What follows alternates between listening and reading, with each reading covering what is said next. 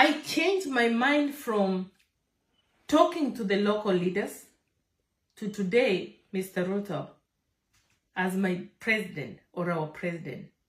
I want to talk to you personally. I have a question for you. Why are our citizens in Kenya suffering? Why are they being abducted?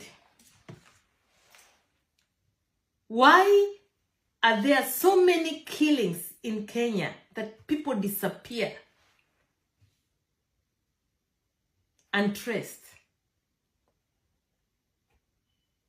Why are our Kenyans being denied the freedom of speech when they are in the social media or in the communities?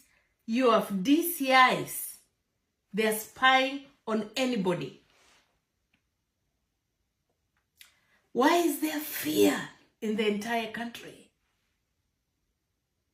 You know, my president, Mr. RUTO, I have been dealing with local leaders as the corruption, especially in Washingishu and now Nandi, which is the worst. They say charity begins at home. Washingishu district is your home ground.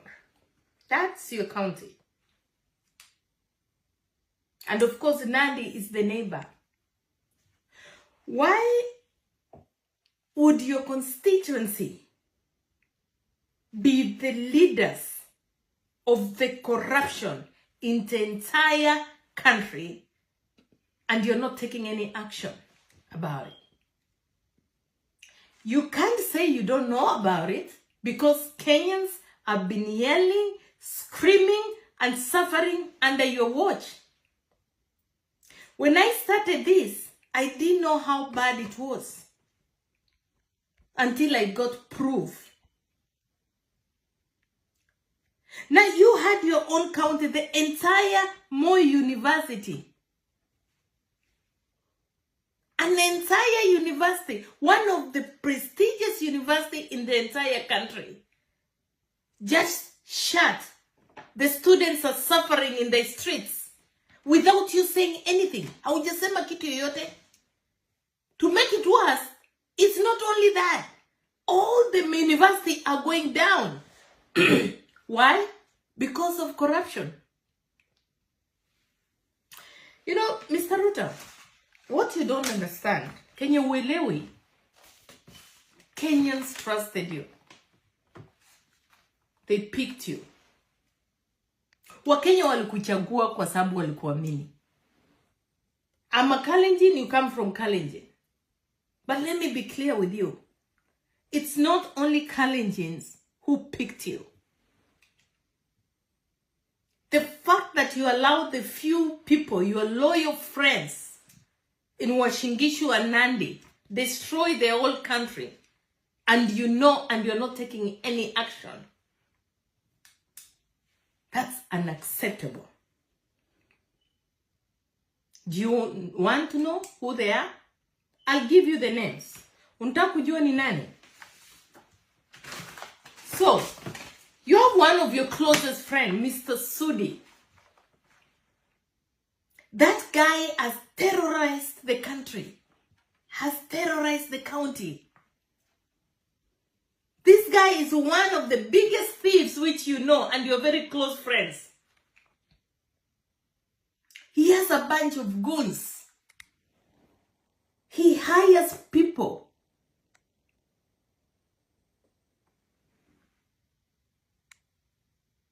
to victimize people. People are being killed. This guy doesn't care. Ajali kwa sababu ako na power ya president, unamucover up. Why are you allowing friendship? Unajua wenye walikuchagua, Wakenya wote walikuchagua. Sio Sudi peke yake, na sio marafiki yako. Unafikiria uko na marafiki? Hauna marafiki, Mr. President. You don't have friends. You have Judas Iscariots. And they are Mr. Sudi. Mandago is one of them. And the list goes on.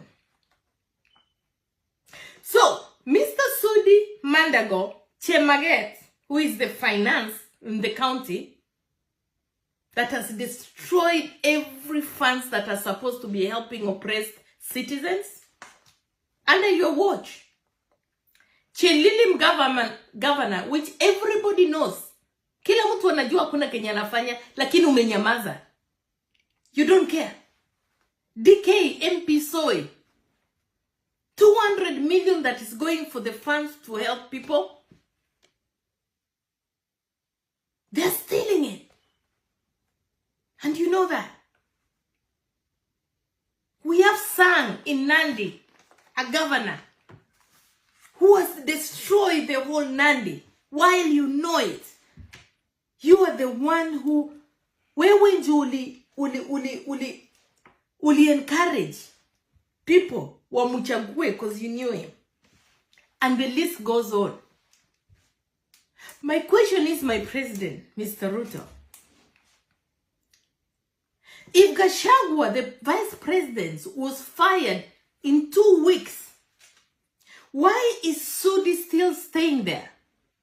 Why is Mandago, after stealing the money from the parents, from Finland, whatever saga, why is he still there? Why is Chelilim governor still there? Why is Sang in Nandi governor still there? And of course, Chemaget, who really is the one of the coordinators with Sudi. You know, Mr. President, wakati ulipata hiyo kazi ya president, your friendship turned from personal to the entire Kenya. Everybody in Kenya are your friends. These are your citizens. Ulichaguliwa uchunge. You are chosen to protect the country, not a few of your friends. I think that's where the confusion is. There is no way, hakuna venye hii wizi nimesikia kila siku. Kila siku, kila siku. Watu wanauawa, watu wanakufa, wanapotea, wakisema kitu, wanauawa, wanakuwa abducted. Kila mtu wanauoga while you are the one in charge. You want to tell me you're not aware of it? Kwani umekuwa Hitler? Eh? When did you become Idi Amin? Mr. Ruto, president. Did you become Idi Amin when? Hata kuongea, even talking. When I told people I'm gonna address you, they're like, oh, you're gonna be killed. Oh, we're gonna be killed. I thought we got freedom in Kenya. I thought so. It's 2024. Where is this dictatorship coming from, Mr. Ruto? For your information, I think you need to teach your cabinet about the history of freedom of Kenya.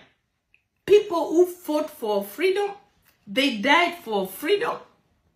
And it wasn't one tribe, by the way. Haikukuwa kabila moja. Fundisha watu wako around, wengine wajasoma kama Sudi. Kenya inamaanisha kukuwa na freedom ya Kenya. Kuna watu walikufa kwa freedom ya Kenya. Na sio mtu mmoja. Sio Mkalenjin peke yake. Ama marafiki. It's a bunch of a lot of heroic men. And women helping on the background to get our freedom. Ebuka wafunze, tell Sudi to read a little bit. Hajui kusoma, kwa hivyo wacha mtu amsomee. Your whole cabinet need to be trained about what freedom is all about and how it came. Maybe they'll have a rough idea. Hii mambo ya kuiba, na kuvictimize watu, na control people in fear. It's not what freedom is about. Teach them about Dedan Kimathi from Mau Mau. Teach them about Koitalel Arap Samoei, Jomo Kenyatta, Tom Mboya, Jaramogi Oginga Odinga, Paul Ngei, Koinange. And then there was a very great hero too called Mahan Singh. He was called Maharaja Nairobi. He was an Indian, a Kenyan Indian who fought for us too. Those are the heroes, and the list goes on. Mashujaa TV, we need to be having our heroes. We need all the TVs and radios. Ikuwe na Mashujaa, the freedom fighters, to teach our kids, to teach our people where we came from and where we are supposed to be here. And why we are here. Why we have a beautiful country. Sio kuwawa. You mambo our own, ya wakale. When are you gonna stop it? Local leaders, the entire country. Mr. RUTO, I'm not a politician, and I will never be, because I don't want to. I don't care which party anybody is. I care about our people in Kenya. I've been blessed to be here in America. But doesn't mean that I've forgotten where I came from. Kenya, where I hustled and hustled. So I know people are suffering. They can't afford food. While you're playing games between, trading Kenya, playing like it's a little game you're playing. These are people's lives. This is our country. Not only yours to play with your little friends here. It's shocking. We chose you because you're Christian. We chose you because we trusted you. All Kenyans chose you because they cared and loved you and saw hope in you. They didn't care if you're Kalenjin. Hawakujali wewe ni Kalenjin na wewe sio Kalenjin. Ulichaguliwa na Wapokot, Wakikuyu, Waluya, Wajaluo, Waturkana. Why is it sai mbona sai unaanza kunyanyasa Kenya mzima? It's a shame in our country. We have a beautiful country. Tuko na inji mzuri. Please, it's never too late. Start cleaning up Washingisho. Start cleaning up Nandi. Maybe that will be an example to the rest of Kenya. It's never enough, Mr. RUTO. How much stealing are you willing to allow your few friends to do in Kenya and destroy Kenya? How much lying? Utadanganya watu mpaka lini? Mr. RUTO, how stupid do you think Kenyans are? Unafikiria wa Kenya ni wajinga aje? Munabadilisha NHIF, SHA. Munabadilisha CDF, CUKG. Kuchanganya tu wa Kenya. Kenyans are waking up. But it's your duty as a president to wake up and protect our country. Because this is going the wrong way.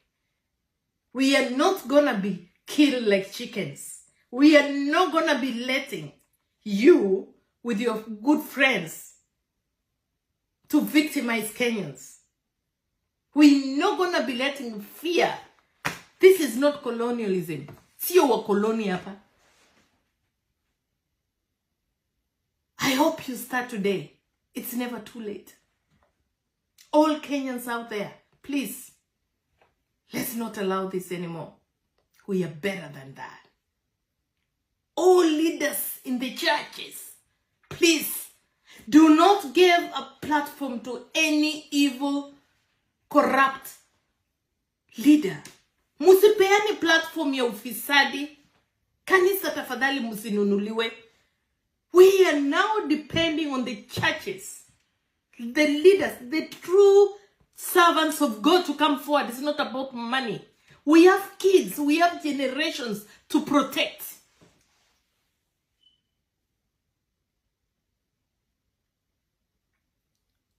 I hope, Mr. RUTO, if there's one thing you can't hear today, or you've never heard, I hope you can hear what I say, because I really don't care about the political. I'm so neutral.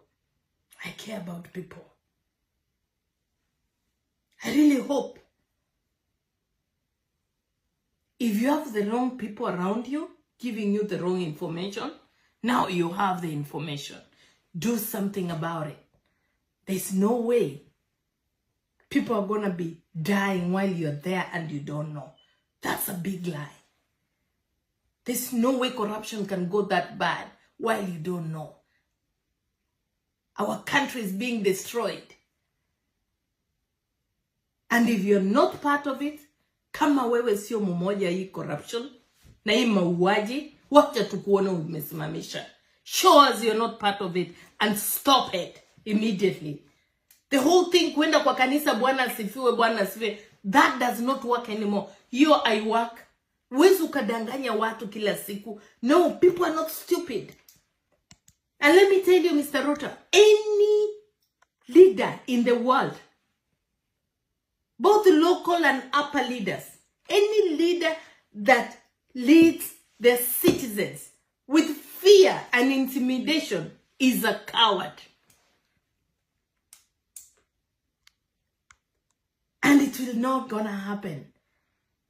You're not gonna be killing all the Kenyans. Are you kidding me? So I hope you do the right thing. And Kenyans, let's wake up. God bless you and God bless Kenya. Bye-bye. Ruto, I want you to confirm to me how this government is a godly government. How you repeatedly say that this government was formed through God's powers. The same God then who formed this government, how can he allow you abduct the people, the youths of this country, kill many of them, young ladies wanawekwa kwa magunia? Is that the will of God? Is the will of God that corruption should exist or go this deeper in this country?